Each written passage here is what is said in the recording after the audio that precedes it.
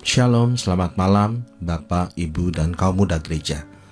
Malam hari ini kita akan mendengarkan renungan malam sebelum kita tidur. Dan firman Tuhan terambil dari 1 Petrus 4 ayat 12. Saudara-saudara yang kekasih, janganlah heran akan nyala api derita yang datang kepadamu sebagai ujian, seolah-olah ada sesuatu yang luar biasa terjadi atas kamu. Dan tema malam hari ini adalah nyala api yang memurnikan. Ketika api menyala, maka api akan menghanguskan dan juga akan melelehkan logam pada suhu tertentu. Salah satu proses dalam pertambangan ketika mendapatkan butiran-butiran emas, maka akan dipanaskan sampai suhu melelehnya emas, dan emas sebagai logam dengan berat jenis yang tinggi ketika meleleh akan ada di posisi di bawah. Dan yang non-emas akan ada di posisi atas, dan akan lebih mudah untuk memisahkan antara emas dan bukan emas. Ini adalah salah satu proses di mana untuk memurnikan emas dibutuhkan api yang melelehkan. Kalau tidak melewati api, maka nilai emas tersebut akan rendah karena bercampur dengan logam lain.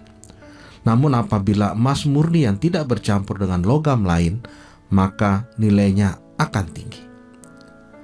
Mencapai suatu kemurnian harus melewati proses yang menjungkir balikan, menjadi panas, meleleh, bahkan bisa melewati tahap pengulangan yang berkali-kali. Intinya, proses pemurnian emas melewati panas api.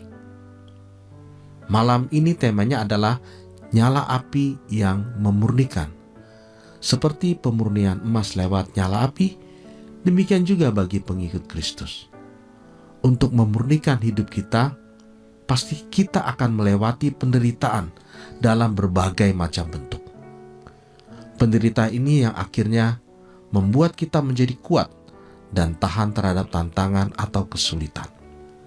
Mengalami penderitaan pasti akan terjadi. Tidak ada orang di dunia ini yang tidak pernah mengalami penderitaan. Setiap orang berbeda. Namun malam hari ini ada satu hal yang berbeda dengan dunia.